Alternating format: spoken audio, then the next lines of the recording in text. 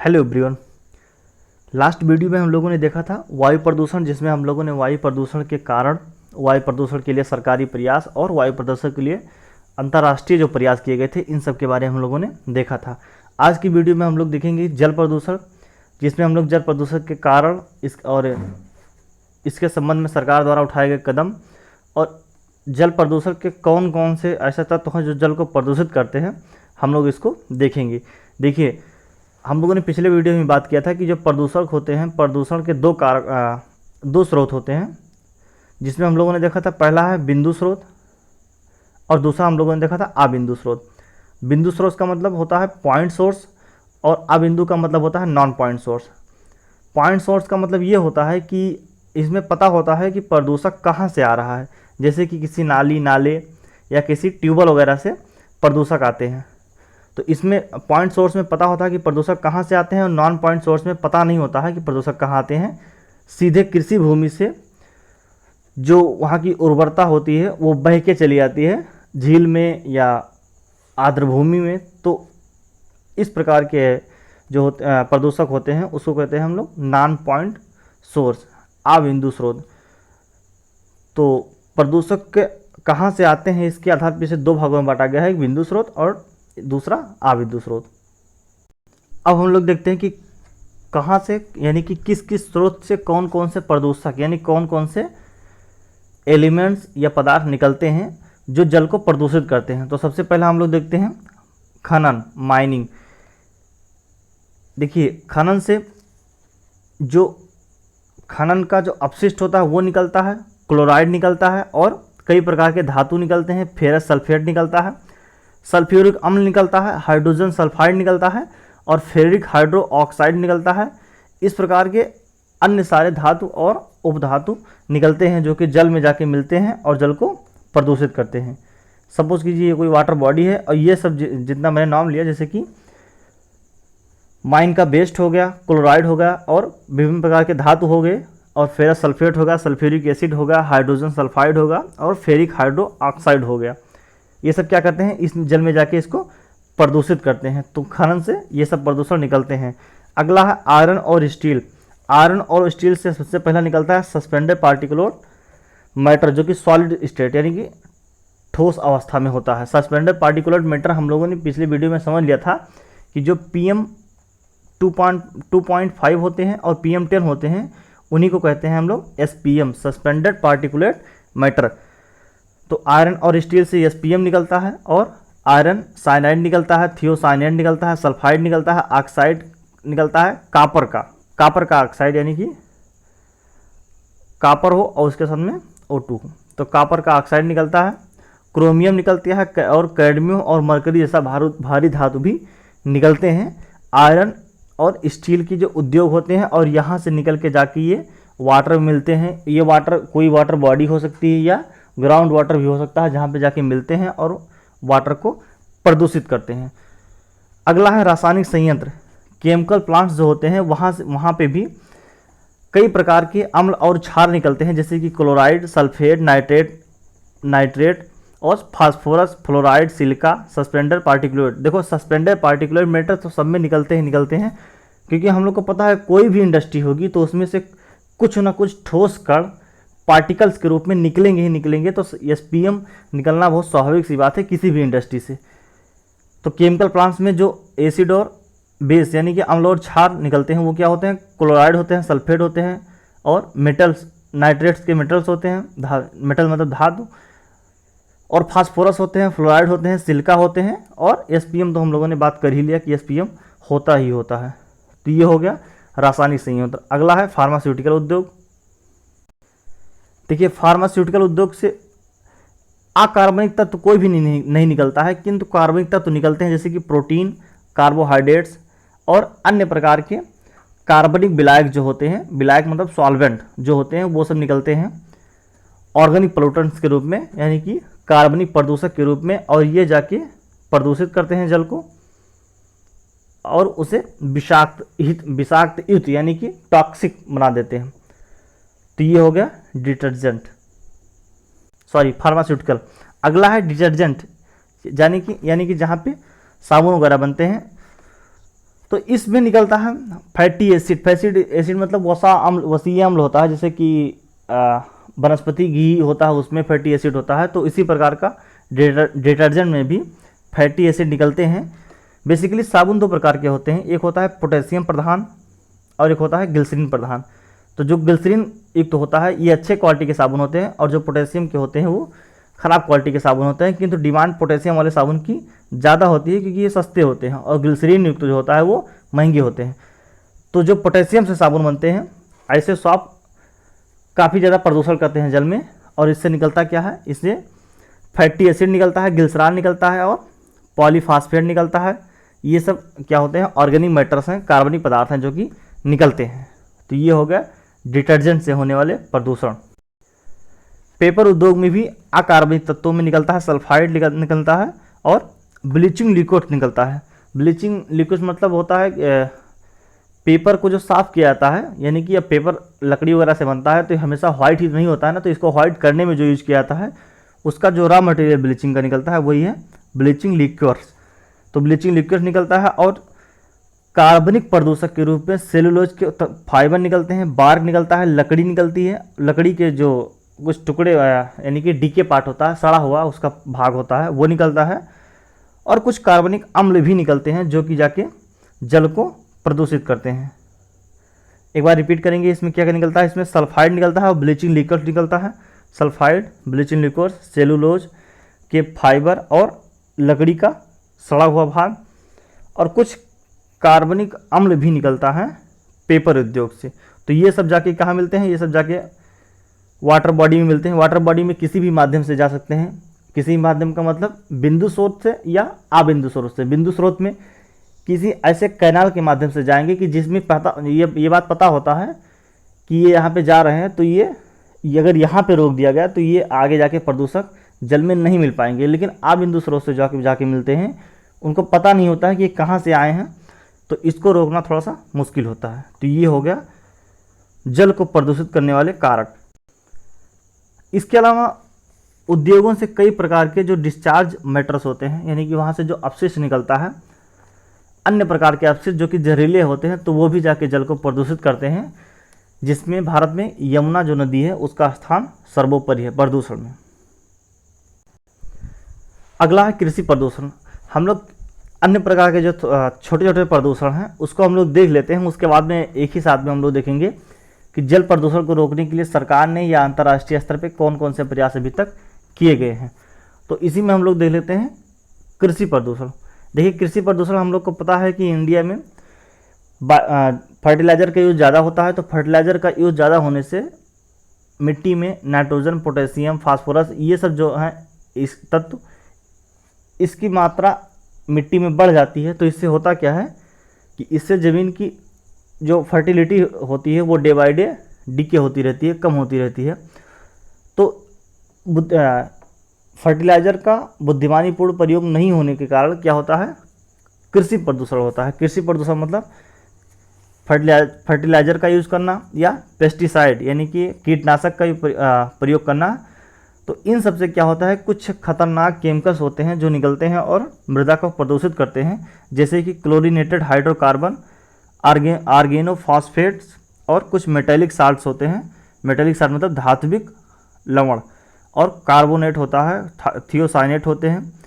इन सब से क्या होता है कि कुछ एसिड, कुछ बेस यानी कि कुछ अम्ल, कुछ क्षार जाके निकलते हैं, और अम्ल और क्षार जो निकलते हैं वो मृदा को प्रदूषण कहते हैं। और इस प्रकार से हुए प्रदूषण को हम लोग क्या कहा जाता है, कृषि प्रदूषण।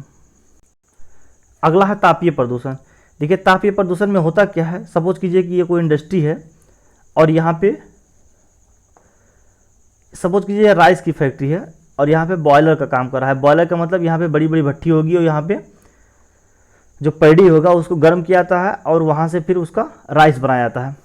किंतु इसको पैडी को गर्म करने के दौरान यहाँ पे पानी को गर्म किया जाता है, और इस गर्म पानी को अपशिष्ट के रूप में कोई नियरेस्ट रिवर जो होती है उसमें प्रवाहित कर दिया जाता है। तो ये गर्म जल जाके इस ठंडे से जल में जाके मिल जाता है। तो इस प्रकार से हुए प्रदूषण को हम लोग क्या कहते हैं, तापीय प्रदूषण। ताप का संदर्भ सीधा सीधा ऊष्मा से है। तो ये जाके ऊष्मा इसमें मिल जाती है। और हम लोग को पता है कि गर्म जल में O2 की मात्रा कम से कम होती है और ठंडे जल में ऑक्सीजन ज़्यादा होता है। तो जैसे ही जाके ये तापीय प्रदूषण होता है, तो जैसे ही इस नदी में कुछ ऐसे एनिमल होते हैं जो कि बहुत ही संवेदनशील होते हैं, तो जैसे ही ये गर्म पानी इसमें जाके मिलता है वैसे वैसे इनकी डेथ हो जाती है। तो इसको हम लोग कहते हैं तापीय प्रदूषण। अगला है भौम जल प्रदूषण। भौम जल प्रदूषण में होता क्या है कि जो खतरनाक अपशिष्ट होते हैं, जो खतरनाक अपशिष्ट होता है इंडस्ट्रीज़ का, उसको नदी में प्रवाहित कर दिया जाता है या आसपास के क्षेत्रों में प्रवाहित कर दिया जाता है। हो सकता है कि उसको सॉलिड के रूप में उसे कहीं पे डिस्पोज किया जाए, किंतु आसपास के क्षेत्रों में उसे डाल दिया जाता है। किंतु इससे जो खतरनाक मेटल्स होते हैं, नॉन मेटल्स होते हैं, वो रिस्क के ज़मीन के नीचे चले जाते हैं निक्षालित होकर, और जाके वो ग्राउंड वाटर में मिल जाते हैं और इस प्रकार ये भौम जल को प्रदूषित कर देते हैं। भारत में सबसे ज़्यादा प्रदूषण जो भौम जल में है वो पश्चिम बंगाल में है, तो इसलिए वहाँ का जल लगभग पीने योग्य नहीं है। इसमें नीति आयोग ने भी, WHO ने बार बार कहा है कि दुनिया के लगभग 60% लोग प्रदूषित जल को पीने के लिए बाध्य हैं। इसीलिए सरकार ने जल शक्ति अभियान चलाया है और 2024 तक सरकार सबको स्वच्छ जल यानी कि ड्रिंकिंग वाटर देने का प्रॉमिस किया है। अगला है समुद्री प्रदूषण। देखिए, समुद्री प्रदूषण में होता क्या है कि जो समुद्र में साल्ट होता है, साल्ट की निश्चित मात्रा हो, ना ये कम हो ना ये ज़्यादा हो, तो जो ये निश्चित मात्रा बनी रहती है, तो इसे संतुलित जल कहते हैं समुद्र का। किंतु जब इस संतुलित जल की मात्रा में कुछ असंतुलन आ जाता है किसी कारणवश, जैसे कि इंडस्ट्री का सीवेज वहाँ पे प्रवाहित किया जाए, या फार्म अपना रन ऑफ करें कुछ अन्य अपशिष्ट, या वायु प्रदूषण से सीधा जो समुद्र में कुछ प्रदूषण चले जाते हैं, या जो समुद्री परिवहन होता है, समुद्री परिवहन मतलब जो शिप आती जाती हैं, या अपतटीय तेल होते हैं जो तट पे जो कुछ मछुआरे वगैरह यूज करते हैं, तो कुछ तेल वहाँ पे चला जाता है by the form of boat. जो लोग नाव चलाते हैं वहाँ से तेल कुछ देश जाता है, तो इस प्रकार से समुद्र में भी जाके प्रदूषण हो जाता है और इसको हम लोग कहते हैं समुद्री प्रदूषण। समुद्री प्रदूषण के कई कारण हैं, जिसमें सबसे पहला कारण है तेल अधिप्लाव। इसको अंग्रेजी में कहते हैं ऑयल स्पिल्स। तो ऑयल स्पिल्स में होता क्या है, सपोज कीजिए कि ये शिप है और जब ये शिप मध्य एशिया से तेल लेके आती है, क्योंकि हम लोग को पता है कि भारत अपनी ऊर्जा की अधिकांश ज़रूरतें इंपोर्ट पे डिपेंडेंट है, यानी कि इसकी अधिकांश ज़रूरतें आयात से ही पूरी होती हैं। तो जब भारत तेल का आयात करता है तो क्या होता है, कई बार कि शिप में किसी कारणवश तेल का रिसाव होता है और वो रिस्क के चला जाता है समुद्र में। तो हम लोग को पता है कि जो जल होता है वो तेल की अपेक्षा भारी होता है। भारी इन द सेंस कि उसके जो पार्टिकल्स होते हैं वो थोड़ा मोटे मोटे होते हैं जल के, तेल की अपेक्षा। तो इससे होता क्या है कि जो जल की ऑक्सीजन कैरिंग कैपेसिटी होती है, ऑक्सीजन को रखने की क्षमता होती है, वो जैसे जैसे उसमें तेल की मात्रा बढ़ती जाती है वैसे वैसे ऑक्सीजन कैरिंग कैपेसिटी कम होती जाती है। तो इससे होता क्या है कि इससे काफ़ी सारे एनिमल मर जाते हैं। तो एक तो एनिमल मर गए, हम लोगों ने देखा था पिछले लगभग तीसरे या चौथे लेक्चर में कि जब एनिमल की डेथ होती है तो वहाँ पे कुछ डीकम्पोजर आ जाते हैं, और वो जो डीकम्पोजर आते हैं वो उसे डीकम्पोज करने लगते हैं उसकी डेथ बॉडी को, और उसकी डेथ बॉडी से जो बायोजियोकेमिकल साइकिल चलती है, जो उसके तत्व होते हैं वो उसी फार्म में पहुंचा देते हैं जहां से उनकी ओरिजिन हुई थी। तो हम लोग को पता है कि जब जैव बायो घटक आते हैं तो जब ये अपघटन प्रक्रिया करते हैं तो ये CO2 को निकालते हैं और O2 को लेते हैं। CO2 को निकालते हैं, ध्यान दीजिएगा यहीं पे इसका बेस है।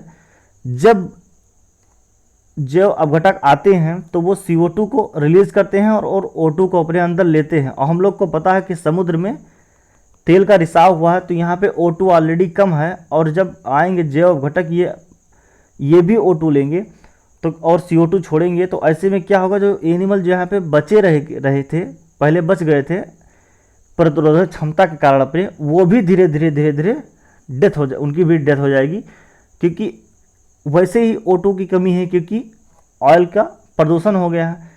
किंतु जैसे ही जैव घटक आते हैं वो O2 और खींच लेते हैं, क्योंकि उनको जैव अपघटन प्रक्रिया करनी है। तो ऐसे ऐसे होता क्या है कि CO2 की मात्रा बढ़ती जाती है, O2 की मात्रा कम होती जाती है, और इस प्रकार से वहाँ पे जो भी एनिमल होते हैं वो कालकोलिक हो जाते हैं, यानी कि इनकी डेथ हो जाती है।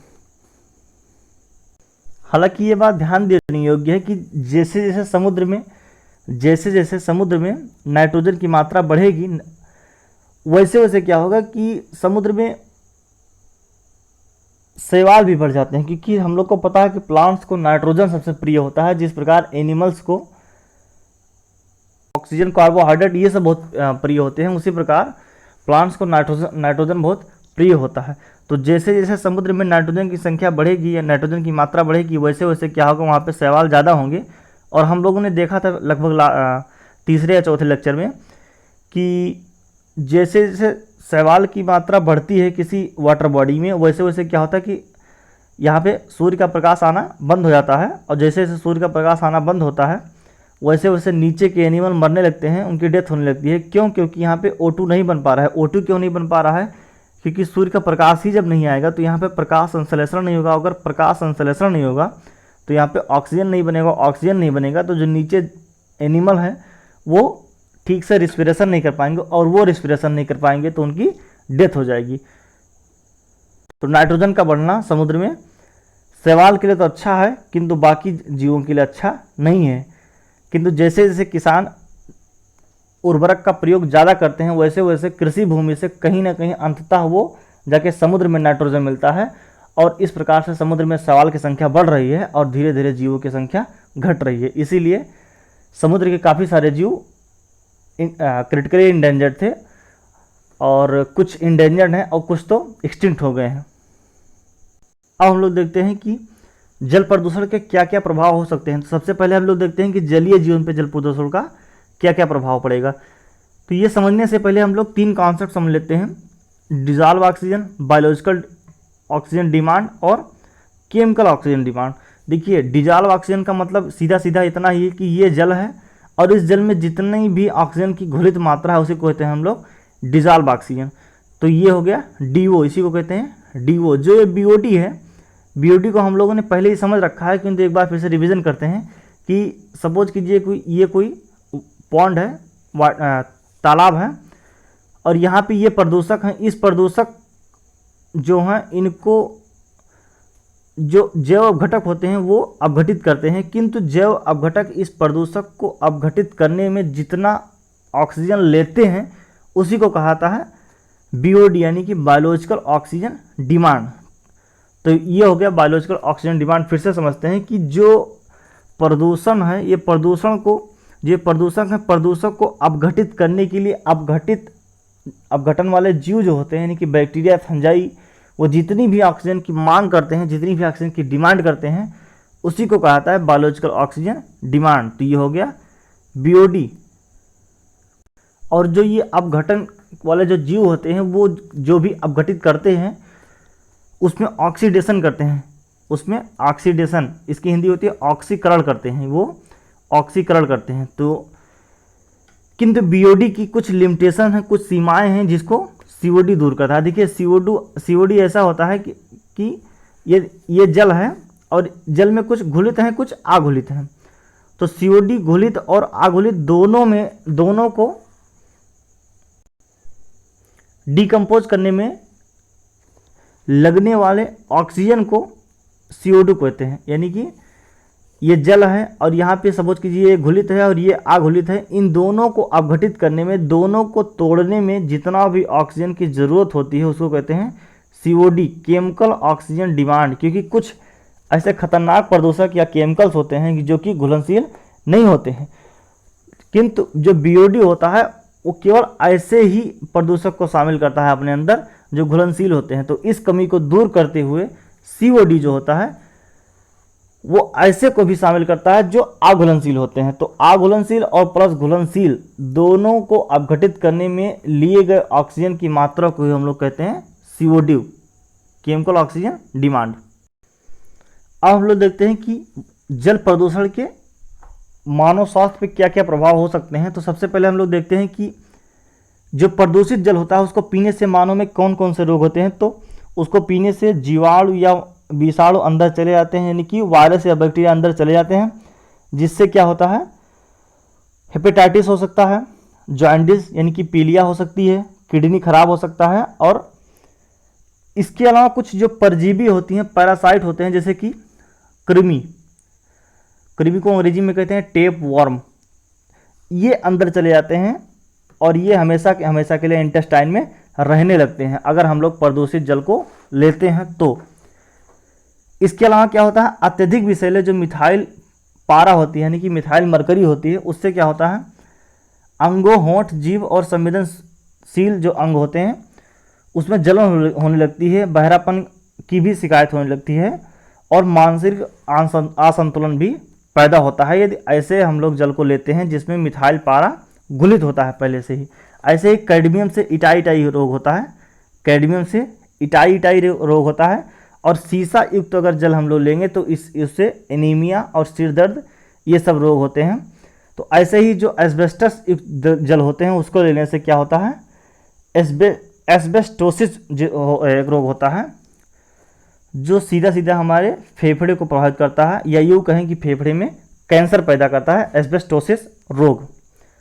एक बार फिर से समझते हैं कि इसके कौन कौन से प्रदूषक है, कौन इससे क्या क्या होता है। तो हम लोगों ने देखा कि प्रदूषित जल लेने से हेपेटाइटिस हो सकता है, हेपेटाइटिस ए भी होता है, हेपेटाइटिस बी भी होता है, हेपेटाइटिस सी भी होता है। हेपेटाइटिस 3 प्रकार के होते हैं। हेपेटाइटिस ए बहुत सिंपल होता है, बी थोड़ा खतरनाक होता है, उसकी कैंसर का रूप होता है, जो कि हेपेटाइटिस बी अमिताभ बच्चन जी को है। ये अपनी शुरुआती स्टेज पे तो ठीक हो जाता है, किंतु अगर कुछ ज़्यादा स्टेज पे हो गया तो हेपेटाइटिस बी और सी दोनों ठीक नहीं होते। हेपेटाइटिस ए तो ठीक हो जाता है, तो हेपेटाइटिस हो सकता है पीलिया, हैजा, टाइफाइड ये सब, और या अतिसार जिसको पेचिश कहते हैं। तो ये प्रदूषित जल लेने से हो जाता है। लेकिन कुछ खतरनाक केमिकल होते हैं जिनको लेने से कुछ विशेष रोग होता है, जैसे कि कैडमियम को लेने से इटाई रोग होता है। इसके अलावा पारा को लेने से मिनीमाटा रोग होता है। मिनीमाटा रोग को पहली बार 1956 में जापान में खोजा गया था। कैडमियम को लेने से इटाई और पारा को लेने से मिनीमाटा रोग, और सीसा युक्त जल पीने से एनीमिया या सिरदर्द और मांसपेशियों में कमजोरी होगा। मसूड़ों में भी कुछ ब्लूनेस, नीलापन आ जाएगा। और एस्बेस्टस के रेशे युक्त जल को लेने से एस्बेस्टोसोसिस रोग हो जाएगा, जो कि सीधे सीधे फेफड़े में कैंसर करता है। तो ये हो गया मानव पर वायु प्रदूषण का प्रभाव। अब लोग देखते हैं कि जल प्रदूषण को रोकने के कौन कौन से उपाय किया सकते हैं, या कौन कौन से उपाय गवर्नमेंट ने अब तक किए हैं और उसकी सफलता कहाँ तक रही है। तो सबसे पहला इसमें सुझाव दिया जाता है कि जल प्रदूषण को कैसे रोका जाए। यह सुझाव है कि एक बफर जोन बना दिया जाए। किसके किसके बीच में, सपोज कीजिए कि ये कोई इंडस्ट्री है और ये कोई वाटर बॉडी है, तो इन दोनों के बीच में एक बफर जोन बना दिया जाए। बफर जोन का मतलब होता है कि दो के बीच का कोई ऐसा क्षेत्र जो दोनों से संबंध रखता हो, लेकिन दोनों को एक दूसरे में मिलने न दे।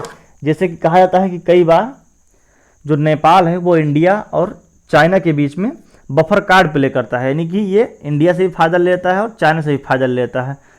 तो दोनों के बीच में, उद्योग के बीच में और वाटर बॉडी के बीच में बफर जोन बनाया जाए, जिससे अगर ये पानी जाए तो यहीं तो रुक जाए, यहाँ तक ना पहुँच पाए, जिससे कि जल प्रदूषण होने से बचाया जा सकता है। तो पहला उपाय है एक बफर जोन बना दिया जाए। दूसरा है सीवेज का वाटर है उसका ट्रीटमेंट किया जाए, उसका उपचार किया जाए। तो ये तो सबसे अच्छा उपाय है कि जल की रिसाइकलिंग करके ही कहीं समुद्र या नदी में प्रवाहित किया जाए। जैसे उद्योग में जल निकलता है तो उसकी रिसाइकलिंग की जाए, तभी उसको समुद्र या उद्योग में प्रवाहित किया जाए। अगला है जल का शीतलीकरण किया जाए। शीतलीकरण का मतलब ये हुआ कि जैसे हम लोगों ने पढ़ा था ना थर्मल पोल्यूशन, तापीय प्रदूषण। तो तापीय प्रदूषण में हम लोगों ने देखा था कि गर्म जल को सीधे सीधे नदी में प्रवाहित कर दी जाती है, जिससे काफ़ी सारे एनिमल की डेथ हो जाती है। तो इस जल को ठंडा करने के बाद में नदी में प्रवाहित किया जाए, इसी को कहते हैं शीतलीकरण। तो जल का शीतलीकरण से भी थर्मल पोल्यूशन को रोका जा सकता है। इसके अलावा हम लोग देख रहे हैं कि उर्वरक का बुद्धिमानीपूर्ण प्रयोग। देखिए, अब वो तो जाहिर सी बात है कि जो फर्टिलाइजर है इसका विवेकपूर्ण प्रयोग हो, जिससे कि अगर मिट्टी में नाइट्रोजन की कमी है तो केवल नाइट्रोजन ही दिया जाए। किंतु जब हम अगर जैसे ही हम लोग यूरिया या अन्य फर्टिलाइजर देते हैं तो उससे होता क्या है कि उससे जितने भी 3 जो माइक्रो न्यूट्रिएंट्स हैं वो तीनों के तीनों न्यूट्रिएंट्स इस फर्टिलाइज़र में उपलब्ध होते हैं और वो जाके ज़मीन पहुंच जाते हैं, जबकि ज़मीन में पहले से कुछ न्यूट्रिएंट्स काफ़ी मात्रा में अवेलेबल होते हैं। तो उर्वरक का बुद्धिमानीपूर्ण प्रयोग किया जाए, इसके लिए सरकार ने क्या किया है, इसके लिए गवर्नमेंट ने किया है कि एक सॉयल हेल्थ कार्ड स्कीम चलाया है, मृदा स्वास्थ्य कार्ड, जिसमें क्या होता है कि कुछ ऑफिसर्स होते हैं वो आके सॉयल सैंपल लेते हैं और उसकी टेस्टिंग करते हैं, उसके बाद में फ़ोन पे SMS भेज देते हैं कि आपकी मिट्टी में इस चीज़ की प्रचुरता पाई जाती है और इस चीज़ की डेफिशिएंसी है, तो केवल इसी चीज़ को डालना है। जैसे कि उसने SMS दिया कि केवल नाइट्रोजन को ही डालना है, पोटेशियम को नहीं डालना है, क्योंकि मिट्टी में आपकी ऑलरेडी पोटेशियम अवेलेबल है। तो इससे क्या होगा, प्रदूषण रुकेगा और कृषि की स्थिति अच्छी होगी और मृदा प्रदूषण भी कम से कम होगा। प्रदूषित जल में एक निश्चित समय के लिए वाटर हाइनासिंथ एक प्लांट होता है, उसको भी डाला जा सकता है। तो ये क्या होते हैं, कुछ जो हेवी मेटल्स होते हैं, भारी धातु होते हैं, उसको ये लोग खींच लेते हैं और उस जल को प्रदूषण मुक्त बना देते हैं। हालांकि इसमें ध्यान रखना है कि वाटर हाइनासिंथ को बहुत लंबे समय तक जल में नहीं रहने देना है, क्योंकि ये वाटर हाइनासिंथ बहुत लंबे समय तक जल में रहेगा तो यह एक इन्वेसिव स्पीसीज है, यानी कि अतिक्रमणकारी प्रजाति है, जो कि वहाँ के अन्य जैव विविधता के लिए खतरा हो सकता है। तो वाटर हाइनासिंथ को बहुत दिन तक जल में नहीं रखना है, किंतु प्रदूषण को हटाने के लिए वाटर हाइनासिंथ का प्रयोग किया जा सकता है। इसके अलावा है तेल अधिप्लाव, यानी कि जो ऑयल स्पिलेजेस होता है, ऑयल स्पिलेजेस को कम से कम हो, कुछ ऐसे मेजर्स लेने चाहिए कि तेल का जो रिसाव है वो कम से कम शिप से हो, जिससे कि एनिमल नीचे मरे ना और डिकम्पोजर आए ना। अगर डिकम्पोजर आएंगे तो ये किसी भी वाटर बॉडी के लिए निगेटिव साइन है। अब हम लोग देख लेते हैं कि जल प्रदूषण को रोकने के लिए सरकारी प्रयास कौन कौन से किए गए हैं। तो सबसे पहले हम लोग देखते हैं गंगा एक्शन प्लान। तो गंगा एक्शन प्लान को सेंट्रल पोल्यूशन कंट्रोल बोर्ड यानी कि केंद्रीय प्रदूषण नियंत्रण बोर्ड ने 1985 में लॉन्च किया था, जिसका लक्ष्य था कि जो भी गंगा के किनारे बसे हुए नगर हैं वहाँ पे जन जागरूकता फैलाया जाए और वहाँ पे प्रदूषण की मात्रा को कम से कम किया जाए, जिससे कि गंगा की क्वालिटी को इम्प्रूव किया जा सके। इसके अलावा केंद्रीय गंगा प्राधिकरण का भी गठन किया गया, किंतु 1995 में केंद्रीय गंगा प्राधिकरण का नाम बदल के राष्ट्रीय नदी संरक्षण प्राधिकरण यानी कि NRCA राष्ट्रीय नदी संरक्षण अथॉरिटी यानी कि प्राधिकरण, नेशनल रिवर कंजर्वेशन अथॉरिटी का गठन किया गया। किसके नाम पे? केंद्रीय गंगा प्राधिकरण के नाम पे उसका नाम बदल दिया गया। और इसी में क्या किया गया, गंगा एक्शन प्लान को मर्ज कर दिया गया, विलय कर दिया गया और इसमें 20 राज्यों की 195 शहरों की 42 नदियों को प्रदूषित घोषित किया गया कि ये जो 20 राज्य में 195 शहर की 42 नदियां हैं ये प्रदूषित हैं और इनको गंगा एक्शन प्लान के तहत या इसे मर्ज कर दिया गया था राष्ट्रीय नदी संरक्षण योजना में। और राष्ट्रीय नदी संरक्षण योजना जो ये है राष्ट्रीय नदी संरक्षण योजना, इसके तहत फिर से साफ किया जाए तो इन जो नदियों में शामिल हैं वो 42 नदियाँ इस प्रकार हैं, जिसमें हम लोग देख लेते हैं मुख्य नदियाँ, जैसे अडियार है, बेतवा है, ब्यास है, बीहर है, भद्र है, ब्राह्मणी है, कावेरी है, कूम है, चंबल, दामोदर, दीपू और धानश्री, घग्घर, गोदावरी, गोमती, खान, कृष्णा, शिप्रा, महानदी, मंदाकिनी, मांडवी, महानंदा, मिंधोला, मुंशी, नर्मदा, पेन्नार, पंबा, पंचगंगा, रानी, च्यू, साबरमती, सतलुज, स्वर्णरेखा, ताप्ती, तापी, तुंगा, तुंगभद्रा, ताम्रबरनी, बैगई, वैनार और बेनगंगा, यमुना गंगा, राम गंगा और गंगा। तो ये 42 नदियाँ थीं जो कि नेशनल रिवर कंजर्वेशन प्लान में शामिल की गई और इन्हीं को चिन्हित किया गया कि इनका प्रदूषण आने वाले समय में कम करना है। इसके अलावा कैग यानी कि CAG नियंत्रण एवं महालेखा परीक्षक के आदेश पे जो लखनऊ स्थित पर्यावरण शोध प्रयोगशाला है उसने जल को निम्नलिखित 5 कैटेगरी में डिवाइड किया और डिवाइड करके उसने चिन्हित किया कि कौन सा जल किस काम के योग्य होता है। जैसे कि उसने सबसे पहले बनाया वर्ग ए के पानी को उसने बताया कि यह जल पीने योग्य होता है। वर्ग बी को बताया कि यह स्नान करने योग्य, मनोरंजन के लिए और तैराकी वगैरह के लिए अच्छा है, वर्ग बी के लिए। वहीं वर्ग सी बनाया जिसमें कहा उसने कि यह पीने योग्य है, किंतु इसका पारंपरिक उपचार किया जाए। पारंपरिक उपचार का मतलब हो गया कि जो पहले जल को उपचारित किया, फिटकरी वगैरह डाल के उसको ट्रीटमेंट उसका कर लिया जाता था। तो जो वर्ग सी का जल है उसको पारंपरिक उपचार तरीके से पीने योग्य बनाया जा सकता है। वहीं वर्ग डी का जो जल है उसमें सीएजी के आदेश पे जो पर्यावरण शोध प्रयोगशाला है जो कि लखनऊ में स्थित है, उसने वर्ग डी में बताया कि वन्य जीव और मछलियों के लिए यह जल उपयुक्त है। वहीं वर्ग ई में बताया कि यह सिंचाई, औद्योगिक और शीतलन का मतलब कूलिंग के लिए, एयर कूलिंग के लिए अच्छा है, किंतु इसे पिया या इसे स्नान नहीं किया जा सकता है। तो इस प्रकार लखनऊ स्थित पर्यावरण शोध प्रयोगशाला ने जल को 5 कैटेगरी में बांटा, जिसमें वर्ग ए, बी, सी, डी, ई 5 को इसने बनाया और बताया कि कौन कौन से जल को पिया जा सकता है और कौन कौन से जल को अन्य यूज में लाया जा सकता है।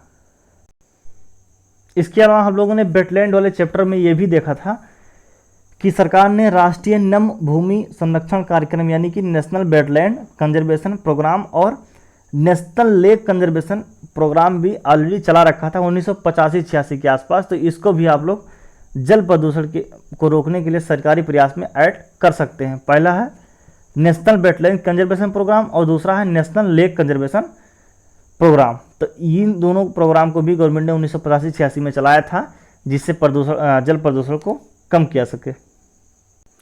इसके अलावा सरकार ने कुछ स्टैट्यूटरी बॉडी भी बनाई थी और 1974 में जल प्रदूषण नियंत्रण एवं रोकथाम अधिनियम को पारित किया था। और जो ये अधिनियम पारित किया गया था, इसके तहत 2 बॉडी इस्टेब्लिश की गई थी।